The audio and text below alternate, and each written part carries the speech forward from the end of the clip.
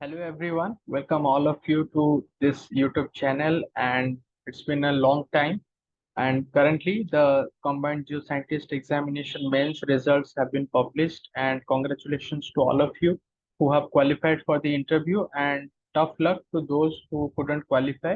But I will suggest that please keep preparing for the next cycle of examination because it is nearby in February.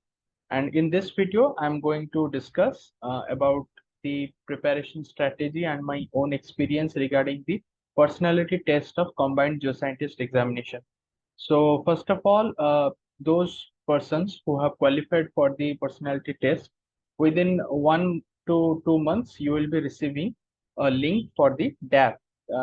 That is like a CV. Okay, in shorts, you could understand that it is like a CV, and in which you have to feed your details like your name, your address, then your caste, and then your hobbies, the details of your institutions from where you have completed your matriculation, graduation, and post graduation. So all those things you have to first fill it up, and then after submission of that thing, after some time you will be receiving a confirmation, and also the verification will be taken care of within that time.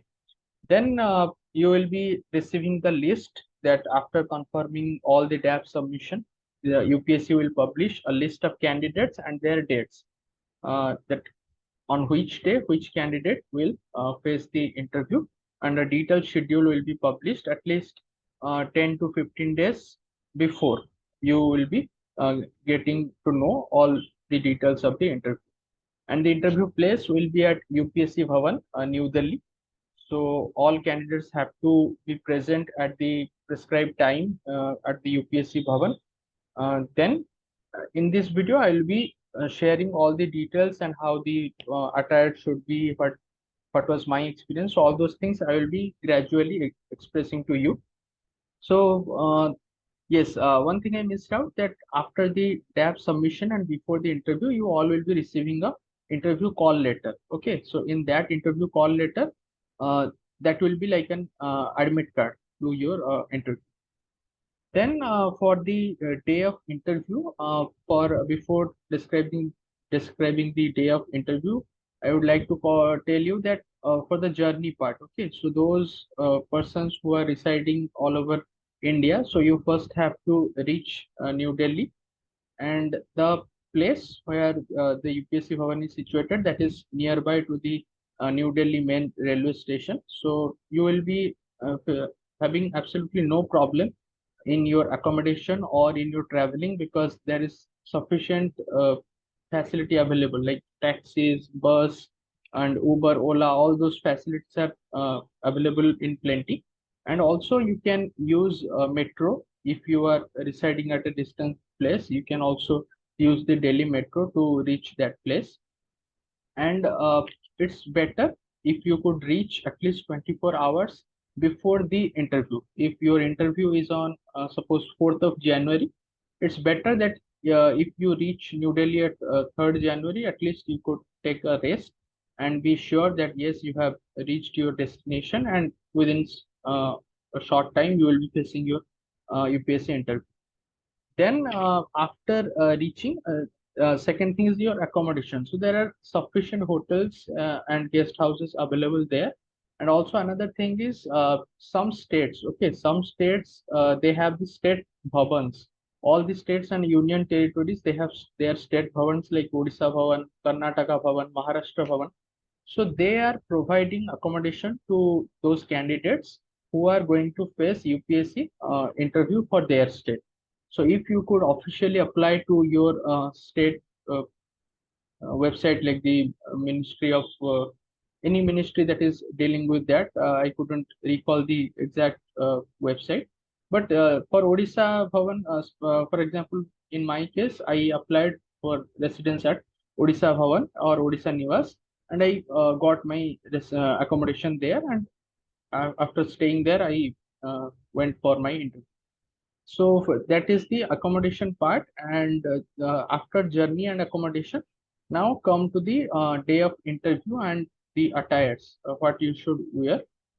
The one thing I can say that this is one interview or the personality test as it is called, that you should not be worried about too much, because they will let you feel complete at ease. Okay, they will make sure that you are so comfortable and feel so normal about this test, and all the pressures, all the stresses that you have in your mind, they will slowly get faded out if you enter that place. Okay, so after entering the initial verification at the gate, you will be entering a place where your all your documents will be checked, whether you have any sufficient original documents or not. And sometimes they don't mention the graduation pass certificate. Okay, but it's advisable that you should keep it with you, because in my time also and in my seniors time also, that they didn't mention it in their documents, but they asked about that document at the UPSC Bhavan. So it's better you take it with you, the the graduation final certificate, and also the master's final certificate.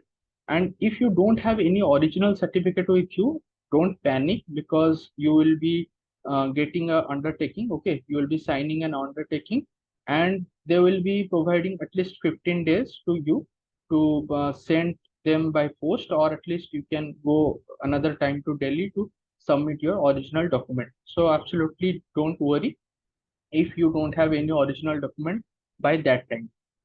Then you will be they will be providing you enough refreshments, and after that, yeah, you will be divided into groups, and you will be provided your numbers, like who is going to be first, who is going to be second. And then their officials will come and take you to the chambers in which the interview will be taking place. And there is a waiting space where you will wait, and when it is your turn, you will go and face the interview. And say another thing is for the panels. Okay, so interview panel, in the interview panel there will be one IS officer and three or four. Okay, it depends on their decision. So three or four geologists or hydrogeologists, they will be there, and they will be asking you different type of questions. And second thing, what type of questions they can ask, I will be describing in the last part. Okay, but it's just a brief introduction about the day of interview. And then after your interview will almost run around for 40 minutes maximum, or it can be 15 to 20 minutes, depends upon the candidate and also depends upon the panel. And after your finishing of your interview, you will be staying there and filling up your TA reimbursement. Okay, the traveling allowance will be provided, but they will only provide for the sleeper or 2S class tickets. Okay, and you will be waiting there. You will be filling up the form, and then after submission, they will provide you that, and you can exit from UPSC. So this is the overall process in which the personality test happens for the combined Geo-Scientist examination, and also for all the UPSC examinations. Then the next part is my experience. What did I face, and what type of questions I asked, and then the suggestions for the upcoming candidates, that how they should prepare. About my experience, I would tell that it was one of the best experiences regarding the interview, because it didn't feel like a proper interview or an interview which we face in our masters or graduations during our vivas, because the panel and also the officials, they are so cordial, and they will never let you feel that you are any unknown person. They will treat you as if you are already an officer. Okay, so that level of treatment will be there, and the respect is there, the dignity they maintain. So it feels good to even attend an interview or a personality test of that level. So after you enter the hall, okay, so in my time, I just after my document verification, they told me to wait at a space, and then when my turn is there, I went to the room. And the also the IS officer, okay, who is the chairperson, them. she and all the other geologists, they made me completely assured that don't worry, we will just be having a normal conversation. And then they just asked me that what is your future goal, and in normal for a normal MSc student, what options are there apart from the GSI examination. And I told, and accordingly they asked questions from my explanation. Okay, so it doesn't matter that whether you have prepared something or not. Many questions might come that you have not even think of. And as my personality test went on, the sentence I was telling to them, they are asking questions from that sentence. And it's not like that they are asking it like a rapid fire.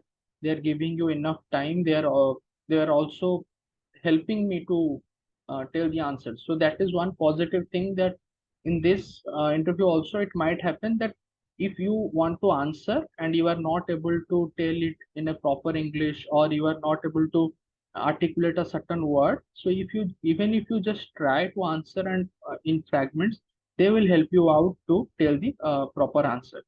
And second thing, the question might be so diverse. Suppose you have done your master's thesis in suppose the Bengal basin.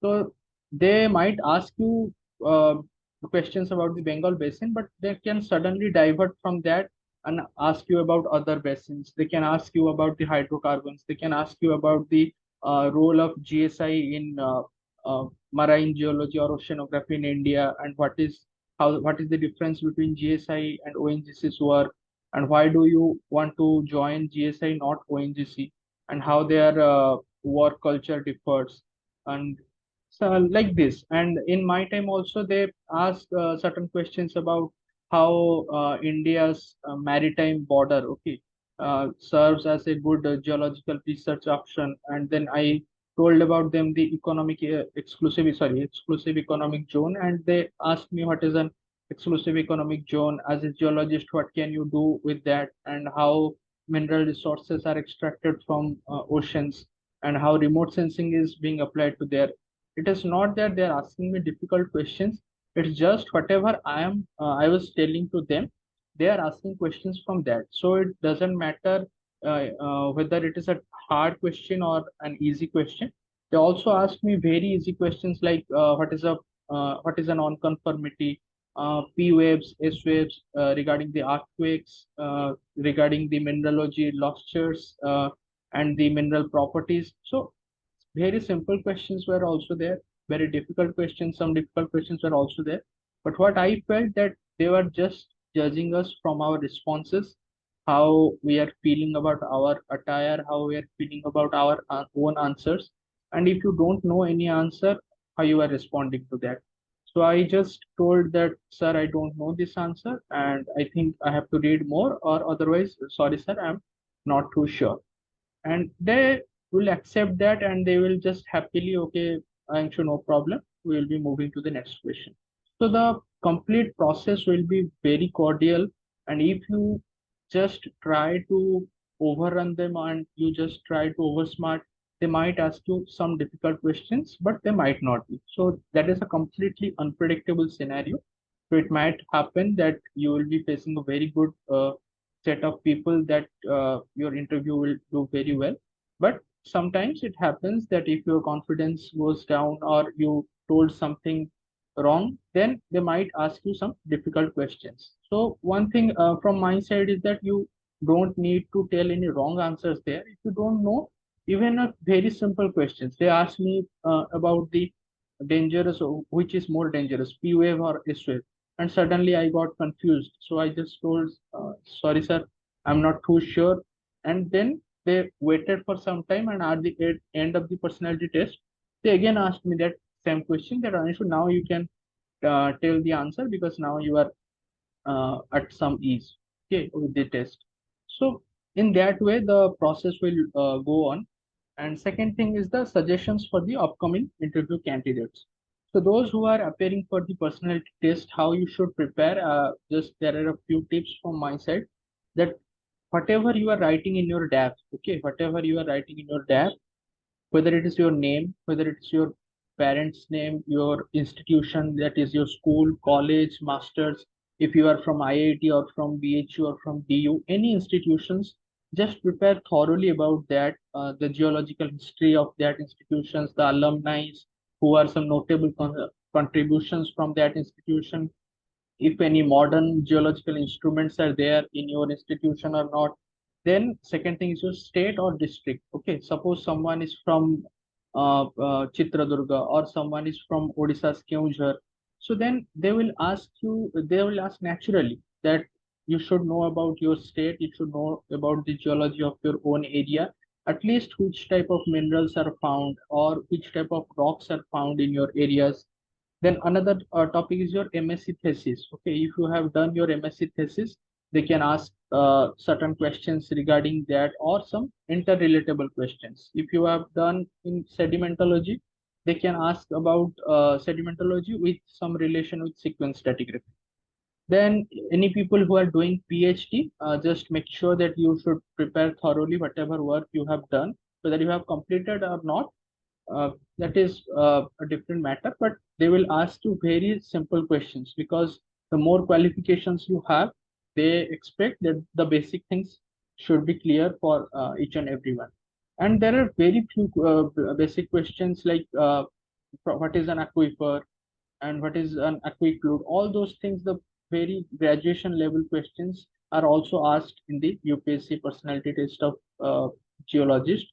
And I have not appeared for the hydrogeologist, so I don't know how the questions were asked there. But for geologist perspective, I can say that I have interacted almost with 20 to 30 candidates, and the response was there that they were asking very simple questions, very logical questions. And whenever we are making mistakes, or we are saying something advanced things, they are counter questioning on that, but in a cordial way, not in a very strict manner.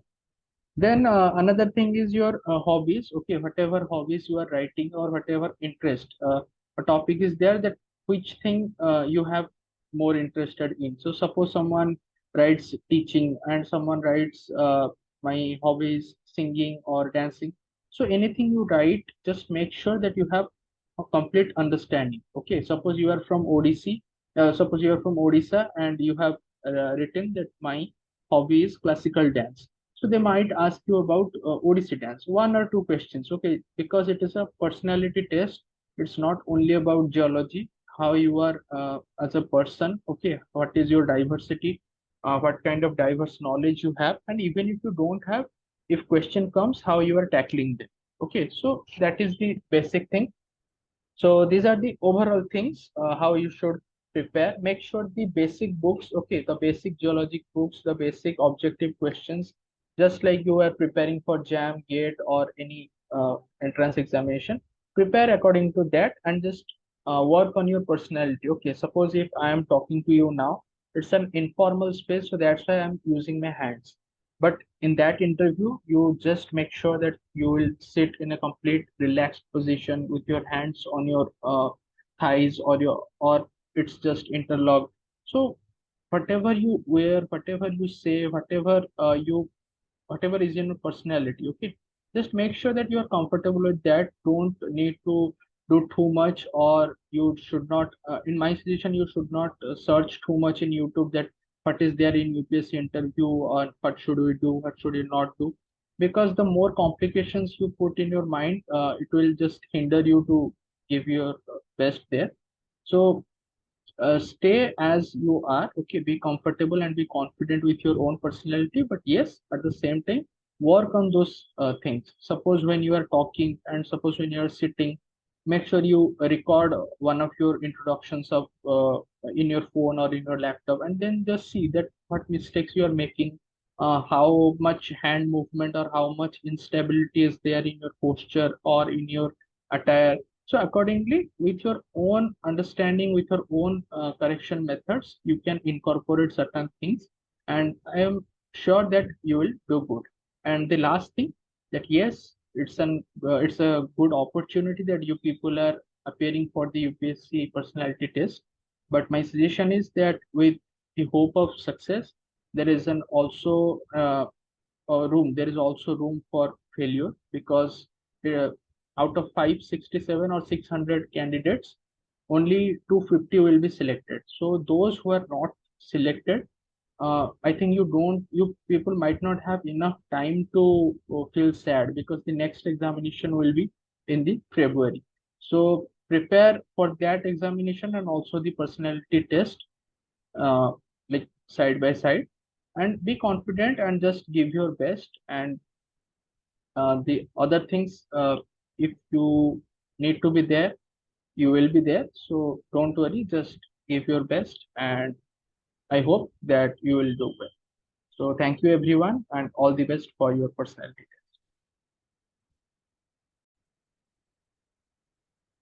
Hello everyone. Sorry for the inconvenience, because it's a second part to my previous video about the personality test, and it's because I have forgotten to mention about the attires. Okay, in that video I didn't mention about the attire. For boys, okay, it is normal, like a formal shirt, okay, any light colored formal shirt, and a formal pant with shoes, formal shoes you can wear with, and tie is optional. Okay, UPSC has not mentioned anywhere that this should be the attire, but it's a general convention that this type of attires we wear. And blazer is, if you have your blazer, that is good. But if you don't have, don't panic. Okay, if you are not financially that much strong, so don't need to panic that they will judge me that I don't have blazer.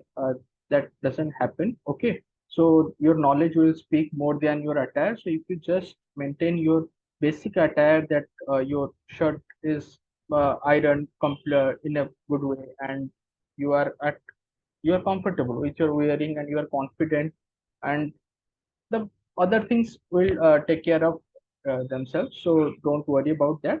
And another thing I have missed out, that yes, while preparing, okay, uh, suppose you are facing difficulty that how I should prepare with my own self. Okay, I am not preparing with anyone, and what is a shortcut way how I should prepare questions to face in the interview. So there is a simple simulation. Suppose your name is, for example, I am telling, suppose someone's name is Utkal. Okay. So for example, if his name is Utkal, so they might ask you, what does it mean? Okay. And if you are if your name is Utkal, name a state of India that has resemblance, or that has its other name as Utkal. And then they can divert to the stratigraphy of Odisha, or some mineral distributions of Odisha. So whenever you are preparing, just ask questions in your mind. Suppose my name is this. Okay, what does my name mean?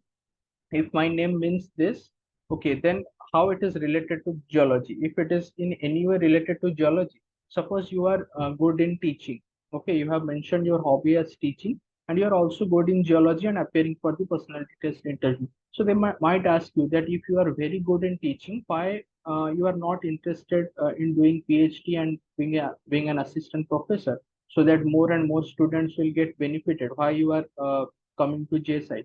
They might ask you certain questions where you have to justify yourself that no, my interest is this, but I wanted to do this for a long time, so I am here. So similarly for the hobbies, or for the certificates part, okay, suppose you have achievements. There is an option in your DAP about your achievements. So don't try to put too much at achievements. Okay, just mention the very notable ones. Suppose you have got your DST Inspire scholarship, or any scholarship you are getting. So then prepare accordingly, that for what purpose that scholarship is given. And if you have got an award, okay, a fest, in a student fest, or in any competition, so who were the organizers, what were your role? If you have led any team in your college days or in your school days, suppose if you are the captain of your school cricket team, or if you are the captain of your college cultural team, so any responsibility you have taken, so make sure that you have prepared some points for those things, so that you can justify that yes, I have done this much work in that position, and it helped me enhance my personality. Okay, so these are certain tips which I missed in my previous video. So I hope you will like and the you will like this video and the contents that I have expressed. So it would come to your help. So with this, I hope that you people will do well. All the best for your future, and we will be meeting soon in the next video. Thank you.